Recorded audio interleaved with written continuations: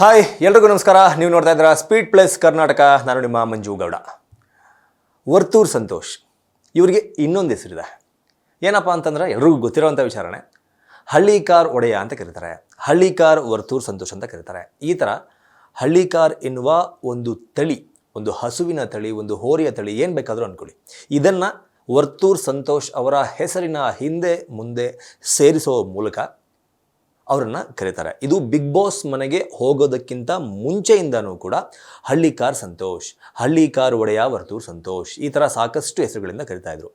ಇದು ಈಗ ಒಂದು ವಿವಾದಕ್ಕೆ ಕಾರಣ ಆಗಿದೆ ಅಂತಲೇ ಹೇಳಬೇಕು.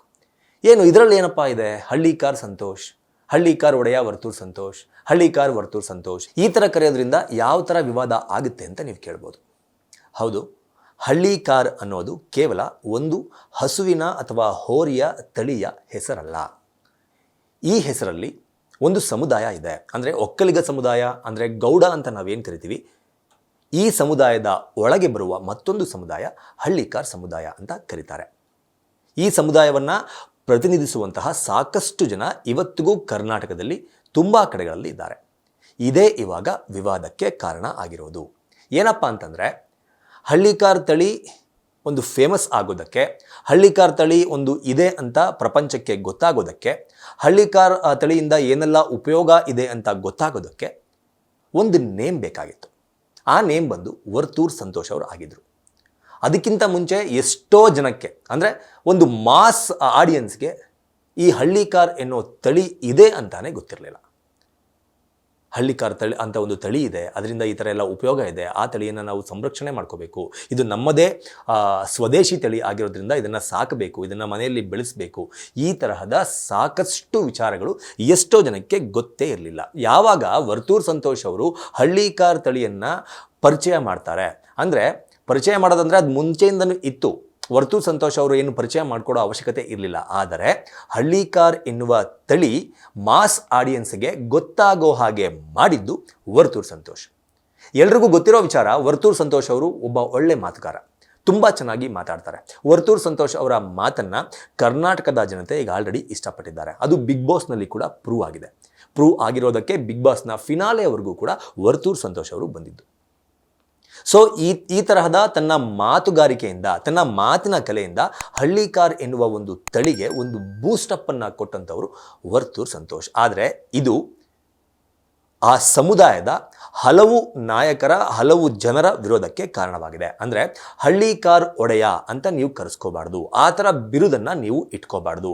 ನೀವು ಎಲ್ಲೇ ಹೋದ್ರೂ ಹಳ್ಳಿಕಾರ್ ಒಡೆಯ ವರ್ತೂರ್ ಸಂತೋಷ್ ಅಂತ ಹಾಕ್ತಾ ಇದ್ದಾರೆ. ಇದು ನಮ್ಮ ಜನಾಂಗಕ್ಕೆ, ನಮ್ಮ ಸಮುದಾಯಕ್ಕೆ ಅವಮಾನ ಆಗ್ತಾ ಇದೆ. ದಯಮಾಡಿ ಈ ಹೆಸರನ್ನು, ಅಂದರೆ ಹಳ್ಳಿಕಾರ್ ಎನ್ನುವ ಹೆಸರನ್ನು ಯಾವುದೇ ಕಾರಣಕ್ಕೂ ಉಪಯೋಗ ಮಾಡ್ಕೋಬೇಡಿ ಅಂತ ಹೇಳೋ ಮೂಲಕ ವರ್ತೂರ್ ಸಂತೋಷ್ ಅವರ ಮನವೊಲಿಸುವ ಪ್ರಯತ್ನ ಈ ಹಿಂದೆ, ಅಂದರೆ ಬಿಗ್ ಬಾಸ್ ಹೋಗೋದಕ್ಕೂ ಮುಂಚೆ ನಡೆದಿತ್ತಂತೆ.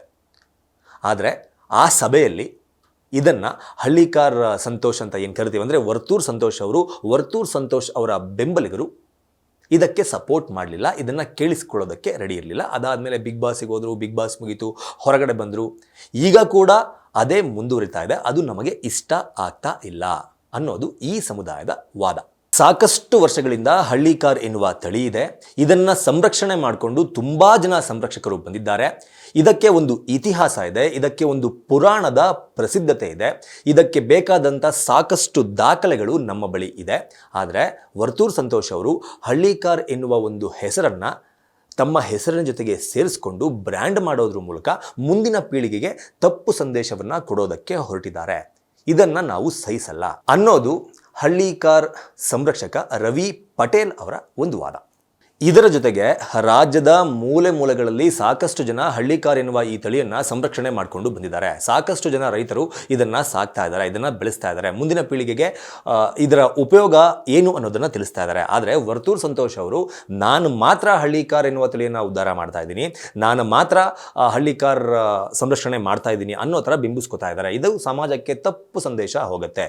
ಇದನ್ನು ಮಾಡೋದನ್ನು ನಿಲ್ಲಿಸಬೇಕು. ಇದನ್ನು ಮಾಡೋದನ್ನು ನಿಲ್ಲಿಸ್ತಿಲ್ಲ ಅಂತ ಹೇಳಿದ್ರೆ ನಾವು ಕಾನೂನು ಹೋರಾಟಕ್ಕೆ ಸಿದ್ಧವಾಗಬೇಕಾಗತ್ತೆ ಅಂತ ವರ್ತೂರ್ ಸಂತೋಷ್ ಅವರಿಗೆ ಒಂದು ಎಚ್ಚರಿಕೆಯನ್ನು ಸಹ ಕೊಟ್ಟಿದ್ದಾರೆ. ಇದರ ಜೊತೆಗೆ chairman of all India Hallikar conservation ಅಂತ ಗೂಗಲ್ನಲ್ಲಿ ಸರ್ಚ್ ಮಾಡಿದ್ರೆ ವರ್ತೂರ್ ಸಂತೋಷ್ ಅವರ ಹೆಸರು ಬರ್ತಾ ಇದೆ. ಇದು ಕೂಡ ತಪ್ಪು. ಇದನ್ನು ಕೂಡ ಗೂಗಲ್ನಿಂದ ತೆಗಿಬೇಕು.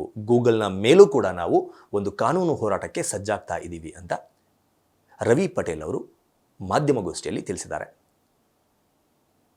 ಯಾವುದೇ ಒಂದು ಬ್ರ್ಯಾಂಡ್, ಯಾವುದೇ ಒಂದು ವಸ್ತು, ಯಾವುದೇ ಒಂದು ಸ್ಥಳ, ಯಾವುದೇ ಒಂದು ಟೂರಿಸಂ ಸ್ಪಾಟ್, ಯಾವುದೇ ಒಂದು ಸ್ಟೇಟ್, ಈ ಥರ ಯಾವುದೇ ಇರಲಿ, ಒಂದು ಬ್ರ್ಯಾಂಡನ್ನು ಬ್ರ್ಯಾಂಡ್ ಮಾಡಬೇಕಾದ್ರೆ ಬ್ರ್ಯಾಂಡ್ ಅಂಬಾಸಿಡರ್ ಅನ್ನೋರು ಬೇಕಾಗತ್ತೆ.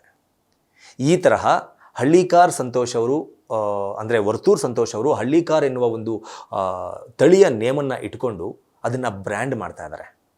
ನಾನು ಏನು ಹೇಳಕ್ಕೆ ಬರ್ತಾ ಇದ್ದೀನಿ ಅಂತಂದರೆ, ಒಂದು ಸೆಂಟ್ ಬಾಟಲ್ ಇರುತ್ತೆ ಅಂತ ಅಂದ್ಕೊಳ್ಳಿ. ಆ ಸೆಂಟ್ ಬಾಟಲ್ಗೆ ದರ್ಶನ್ ಅವ್ರನ್ನೋ, ಸುದೀಪ್ ಅವ್ರನ್ನೋ, ಯಶ್ ಅವ್ರನ್ನೋ ಬ್ರ್ಯಾಂಡ್ ಅಂಬಾಸಿಡರ್ ಮಾಡಿದ್ರೆ ಆ ಸೆಂಟ್ ಬಾಟಲ್ನ, ಆ ಪ್ರಾಡಕ್ಟನ್ನು ವ್ಯಾಲ್ಯೂ ಜಾಸ್ತಿ ಆಗುತ್ತೆ, ಸಾಕಷ್ಟು ಜನಕ್ಕೆ ತಲುಪತ್ತೆ.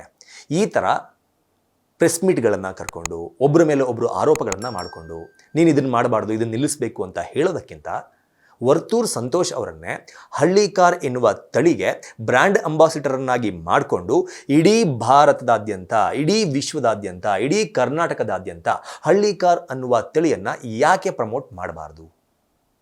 ಇದರಿಂದ ಆ ತಳಿಯ ಹೆಸರು ಇನ್ನೂ ಮೇಲ್ಮಟ್ಟಕ್ಕೆ ಹೋಗುತ್ತೆ.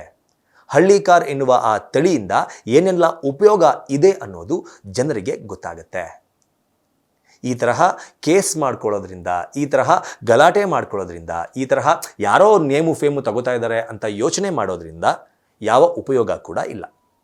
ಇದೇ ವರ್ತೂರ್ ಸಂತೋಷ್ ಅವರನ್ನ ಇಟ್ಕೊಂಡು ಹಳ್ಳಿಕಾರ್ಗೆ ಅವರನ್ನ ಬ್ರ್ಯಾಂಡ್ ಅಂಬಾಸಿಡರ್ನಾಗಿ ಮಾಡಿಕೊಂಡು ಹಳ್ಳಿಕಾರ್ ಎನ್ನುವ ತಳಿಯನ್ನು ಇನ್ನೂ ಹೆಚ್ಚೆಚ್ಚು ಜನಪ್ರಿಯತೆಗೊಳಿಸುವ ದೃಷ್ಟಿಯಲ್ಲಿ ವರ್ತೂರ್ ಸಂತೋಷ್ ಅವರು ಕೂಡ ಹಾಗೂ ಅವರ ಮೇಲೆ ಏನು ಕಾನೂನು ಹೋರಾಟಕ್ಕೆ ಸಿದ್ಧರಾಗಿದ್ದಾರೆ ಅವರು ಕೂಡ ಕೂತ್ಕೊಂಡು ಮಾತಾಡಿ ಯೋಚನೆ ಮಾಡಿ ಇದನ್ನು ಬಗೆಹರಿಸ್ಕೊಂಡ್ರೆ ಹಳ್ಳಿಕಾರ್ ಎನ್ನುವ ತಳಿ ಬೇರೆ ಲೆವೆಲ್ಗೆ ಹೋಗಿ ಮುಟ್ಟತ್ತೆ ಅನ್ನೋದು ನಮ್ಮ ಅಭಿಪ್ರಾಯ.